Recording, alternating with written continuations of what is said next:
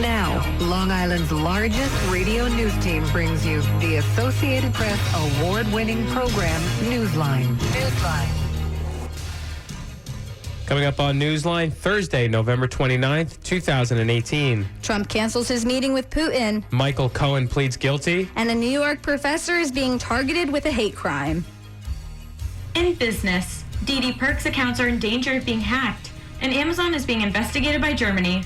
I'm Julia Wachtel, and I'll have those stories and more coming up later in the broadcast. In entertainment, The Greatest Showman star is going on a world tour, and a popular award show gets a trophy makeover. I'm Lauren Brill, and I'll have those stories and more later in the broadcast.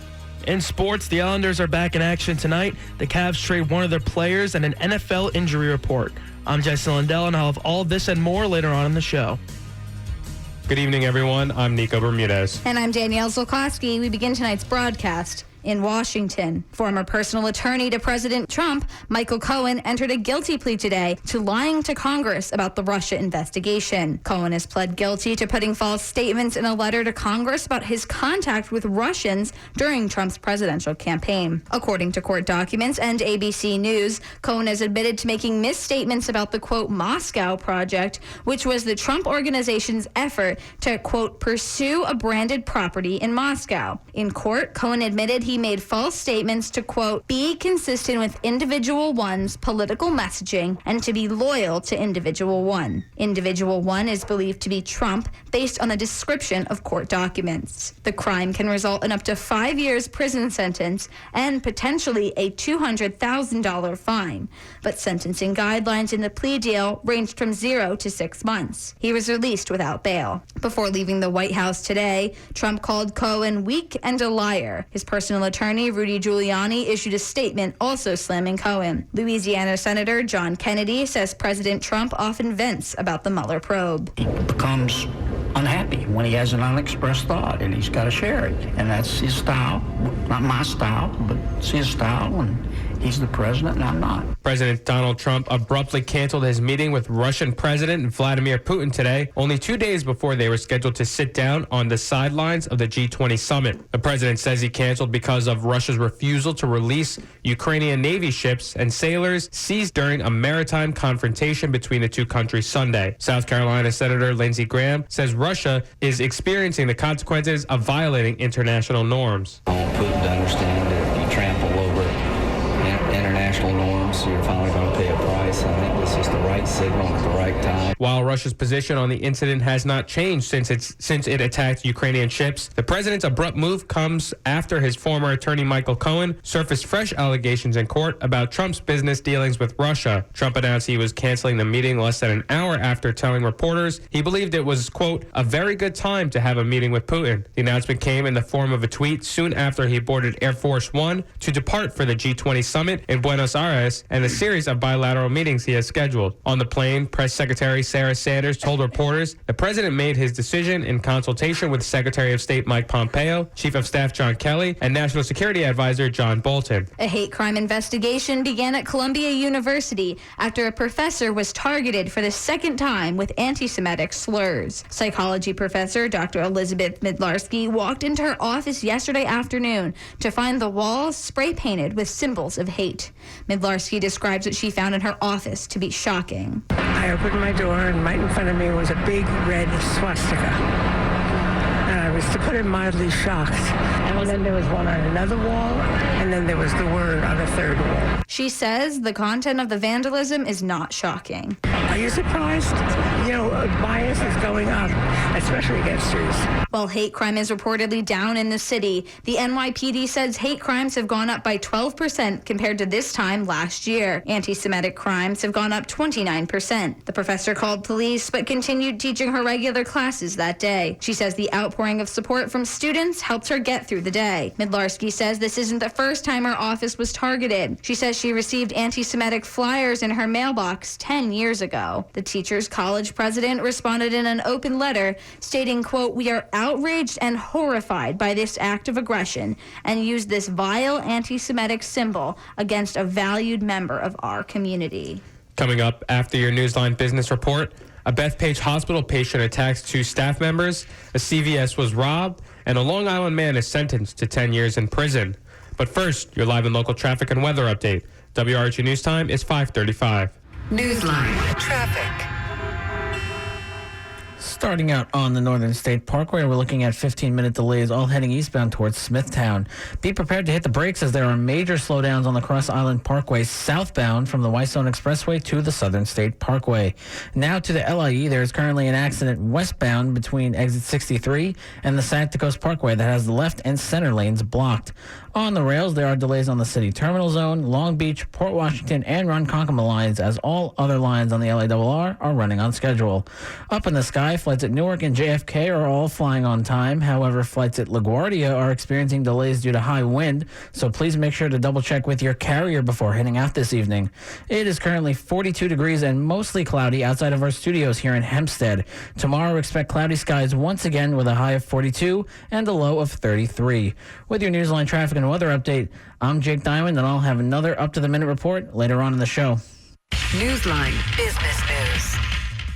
In business, Dunkin' Donuts has been made aware that the information tied to customers' DD Perks accounts could be stolen as part of a hack. The company added the notification to the bottom of its DD Perks page online. Dunkin' was made aware of the possible breach on October 31st. Private information, such as customer names, account numbers, and email addresses may have been stolen. The company says it has forced a password reset required for any account holders who may have been impacted. Dunkin' informed law enforcement and launched an internal investigation. The company did not experience a data security breach. Arizona Iced Tea's parent company is in the middle of 2 federal class action lawsuits. A lawsuit filed in October says the Woodbury company has deceptively labeled beverages as having no preservatives. Many of its products contain citric acid, which a food scientist has described as a preservative. The other case in Central Islip says that Arizona Beverages misled consumers about the amount of sugar and the number of calories in their drinks. According to Newsday, both lawsuits seek jury trials, unspecified monetary damages, legal costs, and court orders demanding that the company change its practices. Online marketplace powerhouse Amazon has an investigation being launched against them by Germany's antitrust authority. The investigation against Amazon is launched based on the company's relations with its third-party retailers, who use its website as a marketplace. Germany's Federal Cartel Office says in a statement made today that it had received several complaints from traders about the business practices of Amazon recently. An Amazon spokesman has declined to comment on the proceedings beyond saying it was fully cooperating and will continue to work on growing small and medium-sized businesses. And now for the closing numbers. Today is a slightly rougher day on the market following the surge up yesterday. The Dow Jones dropped 28 points, ending with 25,339. NASDAQ lost 19 points, closing with 7,273, and S&P dropped 6 points, finishing the day with 2,738. For Newsline Business, I'm Julia Wachtel. WRHU News Time is 5:39. Police say a patient from Bethpage Hospital was arrested after injuring 2 employees before stealing a truck and trying to flee. According to police, 22-year-old Lionel Purnell from Amityville was at St. Joseph Hospital getting medical attention when he pushed the female employee to the ground. A male employee trying to help was then allegedly tackled by Purnell. That's when he ran to the construction site, jumped inside an idling truck, and hit another truck on the property. Construction workers tried to stop Purnell along with a police officer, and Amity Purnell allegedly attacked them as well. They finally were able to stop the patient before more damage was done. The female employee suffered injuries to her hands and face, and the male hospital employee suffered a broken hand. Purnell is facing several charges. Police say an 18-year-old accused in a series of burglaries was caught in the ceiling of a CVS pharmacy in Levittown. Surveillance video from November 12th inside the Dairy Mart on Division Avenue in Levittown shows a young man with his face covered removing cash from the register. Nassau police say 18-year-old Manuel Romero of West Babylon confessed to burglarizing the place on that day and on 2 other occasions, taking $7,000 in cash, cigarettes, and e-cigarettes. Police say Romero confessed to those crimes early yesterday morning when he was arrested for breaking into the CVS on Hempstead Turnpike, which is also in Levittown. Investigators say he got in through the pharmacy drive-through window and stole 5 bottles of cough medicine containing codeine. Police say the suspect was on his way out of the store when he noticed officers outside. They say he climbed into the ceiling to hide, and canines quickly sniffed him out. Romero is being charged with 4 counts of burglary. Louis Mancini Jr. of West Babylon pleaded guilty in October to first-degree assault. He admitted he was high on fentanyl and other drugs when he raced along a straight path at 85 miles an hour and hit Officer Donald Dillon head-on, breaking the officer's pelvis and leg. Today, he appeared in front of a Suffolk County judge where he was sentenced to 10 years in prison. A Central Islip man who lives in the United States illegally was granted a bond by a Manhattan judge after being detained 3 months ago when police stopped him for a burned-out headlight. Judge Thomas Mulligan set bond of $4,000 in the case of Felipe Iniguez yesterday morning at the Varick Street Immigration Court. Iniguez was driving home in May after a day's work in Lloyd Harbor, installing custom-made kitchen islands when village police stopped and ticketed him and alerted the U.S. Immigration and Customs Enforcement Agency. The Central Islip native entered the U.S. illegally in 2001. When Iniguez was pulled over in May for a burned-out headlight, Lloyd Harbor police notified ICE. He was detained on August 29th. A Huntington Station deli owner pulled out a machete and chased away a would-be robber who has now been charged with holding up businesses over the course of the last 2 months. Anna Guevara tells Newsday her husband could have been killed in the Thanksgiving Eve confrontation at the deli. Manuel Guevara believes the suspect, Carlos Garcia, had a fake gun. 35-year-old Garcia was charged today in robberies at 2 cell phone stores, 2 delis, and a laundromat. Suspected getaway driver Angela Riley was also arrested. Court records did not list lawyers for the 2 suspects. Suffolk police say 2 drivers in their 90s were injured when their vehicles collided in Brookhaven yesterday. Authorities say 93-year-old William Connolly of Brookhaven Hamlet was driving a Mazda West on Montauk Highway at about 2:20 p.m. when he was struck by a westbound Grand Marquis driven by a 91-year-old Marion Ardeen of East Patchogue. Connolly was critically injured, and Ardene's injuries were not life-threatening. Both were taken to Long Island Community Hospital in Patchogue. Their vehicles were impounded for safety checks, and 5th Precinct detectives are investigating the accident. 17 people accused of trafficking untaxed cigarettes were charged with enterprise corruption, criminal tax fraud, and other charges in a 242-count indictment announced yesterday by New York Attorney General Barbara D. Underwood. Underwood said Ahmed El Sayed of Baldwin and other defendants traveled to states with low taxes, such as Virginia and North Carolina, to purchase cartons of cigarettes, which they then illegally transported to New York City, Nassau, and Westchester counties. In the indictment, Al Sayed and the other 16 defendants were charged with enterprise corruption, first-degree criminal tax fraud, and money laundering in the second degree. The maximum sentence for those charges is 25 years in prison. The defendants are also being charged with conspiracy and possession or transport for the purpose of sale of 30,000 or more unstamped cigarettes. The alleged ringleader, Mohammed Al Sayed of Queens, faces 165 separate charges. Authorities say 16 of the defendants have been arraigned in Queens County Supreme Court. The 17th defendant is arraigned next month. A New Jersey mansion fire ended up being an elaborate cover-up in the financially motivated murders of the suspect's brother, sister-in-law, niece, and nephew, according to investigators at a press conference today. Monmouth County District Attorney Christopher Gramcioni says Paul Canero is charged with 4 counts of murder in the deaths of Keith Canero, his wife Jennifer, and their 2 children, 11-year-old Jesse and 8-year-old Sophia. Gramcioni says Keith Canero was fatally shot in front of his Colts Neck home on November 20th, and Paul Canero went inside the home where he stabbed and shot Jennifer before stabbing the 2 children. The suspect then allegedly set fire to the home at 15 Willowbrook Road in an effort to conceal the crimes. Prosecutors believe Paul Canero then returned to his Ocean Township home with evidence from the Colts Neck crime and allegedly set fire to his Tilton Drive home with wife Susan and daughters Marissa and Caitlin inside. This was allegedly done in order to destroy the evidence and create the illusion that the Canero family was targeted. Coming up after your Newsline entertainment report, Trump comments on General Motors and plans to sign a major piece of legislation. California may be facing another disaster. But first, your live and local traffic update. WRHU News Time is 5:46. Newsline traffic. On the Southern State Parkway, we're looking at a minor delay heading eastbound from the Northern State Parkway to the 135 Seaford Oyster Bay. On the Cross Island Parkway, there's an hour-and-a-half slowdown heading southbound from the Whitestone Expressway to the Southern State Parkway, so please leave extra travel time when heading home this evening. On the rails, the Babylon City Terminal Zone, Long Beach, Port Jefferson, and Port Washington lines are all experiencing delays, as all other lines on the LARR are running on schedule. Up in the sky, flights at JFK are flying on time. However, flights at Newark and LaGuardia are delayed due to high volume and high winds. So please make sure to double check with your carrier before heading out this evening. With your Newsline traffic update, I'm Jake Diamond. Newsline entertainment. It's officially Christmas time in New York City.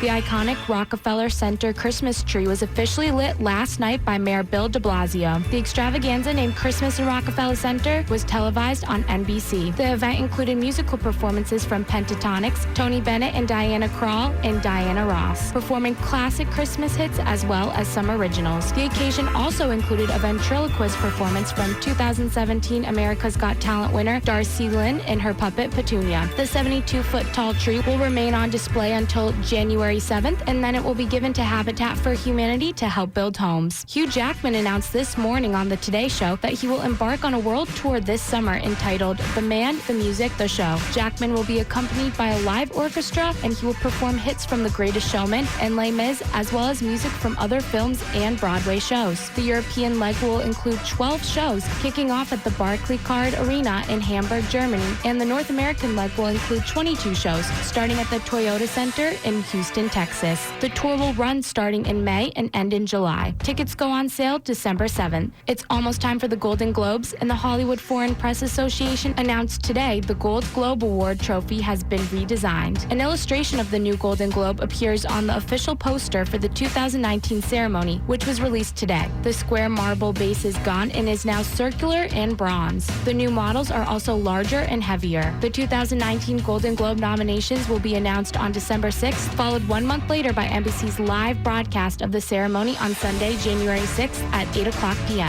For Newsline Entertainment, I'm Lauren Brill.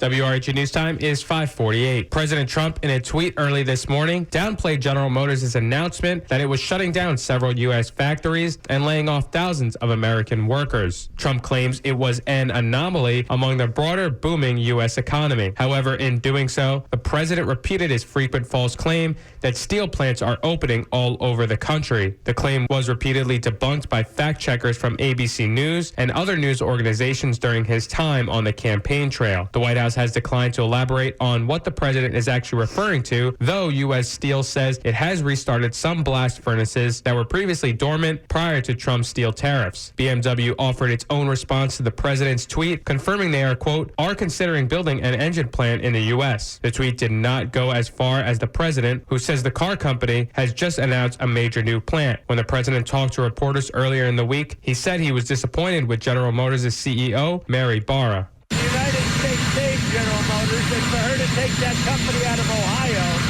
is not good. I think she's going to put something back in soon. This is General Motors' most significant restructuring since its bankruptcy in 2009. President Trump is set to sign legislation to extend a 15-year-old HIV and AIDS program that has helped millions, especially in Africa. HIV/AIDS advocates immediately called on Trump to drop efforts to cut federal funding for the life-saving program. Vice President Mike Pence made the announcement today at a White House event marking World AIDS Day. Standing before you today, I couldn't be more pleased with the timing of our gathering, because just last night, bipartisan majorities in the House and Senate voted to reauthorize PEPFAR, and President Donald Trump will soon sign it into law.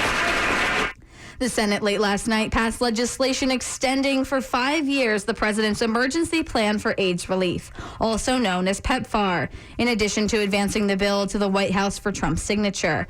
Pence says PEPFAR has been a great success. Since President Bush signed PEPFAR into law, the United States has devoted more than $80 billion to prevent HIV infections and deliver life-saving treatments to millions. Pence also announced that $100 million will go to religious groups in the fight against HIV and AIDS. Californians are preparing as heavy rains hit the state only weeks after 2 wildfires destroyed parts of northern and southern California. Over the last 8 days, up to 10 inches of rain fell in central and northern California. The ground is very saturated, and wildfires left nothing to hold the ground in place. This makes the potential for mudslides high, where the Woolsey and Camp fires burned tens of thousands of acres. A new storm system moved into most of California overnight from north to south with heavy rainfall reaching nearly 1 inch per hour. So far, almost 2 inches of rain have fallen in Los Angeles County. As the storm continues to move through California, several flood, wind, and snow alerts are posted from California to Nevada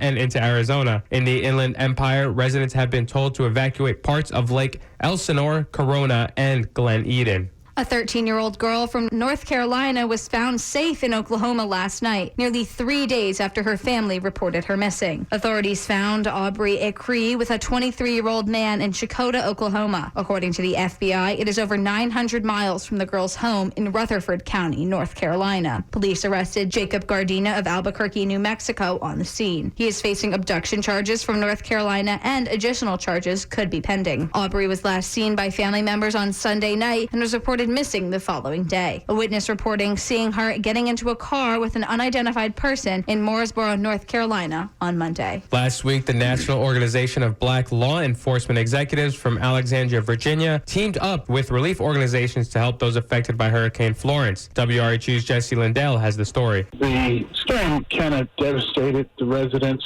in North and South Carolina recently, and we got involved early on, shortly after the storm had subsided. That was Chief Clarence Cox of the National Organization of Black Law Enforcement Executives, also known as NOBLE. Although NOBLE is a law enforcement agency, it still is committed to trying to help victims of Hurricane Florence. Law enforcement teamed up with a couple of 501c3 nonprofits that had the availability to provide brand new items that would help this community. On November 9th, NOBLE bought supplies to 10,000 residents in Fayetteville, North Carolina that lost their homes during Hurricane Florence. Cox says NOBLE has made 2 trips to donate supplies, such as food, water, bedding, and mattresses to Fayetteville to help the community, and he notices a big change. My assessment just here today, it appears that things are a whole lot better than they were. We think it's a very significant impact, what we're doing here and what we've done here. We've seen a difference in before we got here and now. Although Cox says progress has been made, he does not know of a time frame for how long until things for all the people in the Carolinas are back to normal. I can't tell you emphatically what that would be, but I can tell you there is a sunlight on the horizon. I also asked Cox if a certain political issue has something to do with the outbreak of other storms besides Hurricane Florence. How much of a role do you think climate change has to play on this storms and another in general? Personally, I think that's a major factor in this because with my 56 years of living, I've never seen acts of nature as we've seen in the recent years. And going back to when we kind of first started these kinds of outreach about 4 years ago when we went to Baton Rouge with the floods and storms down there, it seems like yearly it gets progressively worse. Reporting for WRHU, I'm Jesse Lindell. Coming up, your final live and local traffic and weather update. But first, your Newsline sports break. WRHU News time is 5:55. Sports update. On the ice, the Islanders will be heading to Beantown to face the Bruins. Boston looks to extend their home win streak to 4 games, and the Isles will look to go for their 3rd win in their last 4 contests. Puck drop is set for 8 p.m. You can catch all of the action right here on 88.7 FM, the New York Islanders radio network. On the hardwood, Kyle Korver is getting another shot with a contending team. The Cleveland Cavaliers have traded the outside shooter to the Utah Jazz for guard Alec Burks and his expiring contract, along with 2 future second-round draft picks. The picks the Cavs are receiving are Utah's 2020 second-round pick and a 2021 second-round pick from the Washington Wizards via the Jazz. The Angels announced today they're acquiring infielder Tommy LaStella from the Cubs in exchange for cash considerations or a player to be named later. To clear a spot on the 40-man roster, the Angels released outfielder Jabari Blash. LaStella batted .266 in a career-high 123 games with the Cubs in 2018. Blash hit .317 with an 1131 OPS and a Pacific Coast League-high 29 home runs in 83 games with AAA Salt Lake in 2018. Finally, some injury updates from key players around the NFL. Although the Bears have been reluctant to rule out Mitchell Trubisky for Sunday's game against the New York Giants, Bears head coach Matt Nagy says the former UNC Chapel Hill quarterback has yet to throw a football. As a result, Chase Daniel will likely start again for the Bears. The Los Angeles Rams say cornerback Aqib Talib will likely return when they head to Detroit to face the Lions on Sunday. The Rams designated the 5-time Pro Bowler to return from injured reserve earlier this week, and Talib participated in his first practice yesterday since undergoing ankle surgery after a Week 3 victory over the Chargers. For Newsline Sports, I'm Jesse Lindell. Newsline traffic. There's an accident on the Grand Central Parkway eastbound approaching 69th Road, which has the center and right lanes blocked. To the Van Wyck Expressway, there's a 45-minute slowdown heading southbound from the Whitestone Expressway to the JFK Expressway. On the rails, the Babylon City Terminal Zone, Hempstead, Long Beach, Port Jefferson, Port Washington, and Ronkonkoma lines are all delayed as all other lines on the LARR are running on schedule. Up in the sky, flights at JFK are flying on time. However, flights at Newark and LaGuardia are still delayed due to high volume and high winds. So again, please make sure to double check with your carrier before heading out this evening. It is currently 42 degrees and mostly cloudy outside of our studios here in Hempstead. Now for your extended weather forecast. Tomorrow, expect cloudy skies once again with a high of 42 and a low of 33. On Saturday, we will experience some rainfall with a high of 44 and a low of 41. On Sunday, expect some scattered thunderstorms until the late afternoon with temperatures reaching the high 50s. And finally, on Monday, there will be partly cloudy skies with a high of 53 and a low of 34. For Newsline Traffic and Weather, I'm Jake Diamond. And that'll do it for tonight's edition of Newsline. Many thanks to the entire WRHU News team. Our engineers this evening are Jenny Goldstein, Aoife Mayer-Ryan, and Tom Bauer. Stay tuned for the Rock and Roll Oasis, only here on your two-time Marconi Award-winning college radio station, 88.7 FM, Radio Hofstra University. For Newsline, I'm Nico Bermudez. And I'm Danielle Zolkowski. Thanks for listening, and have a great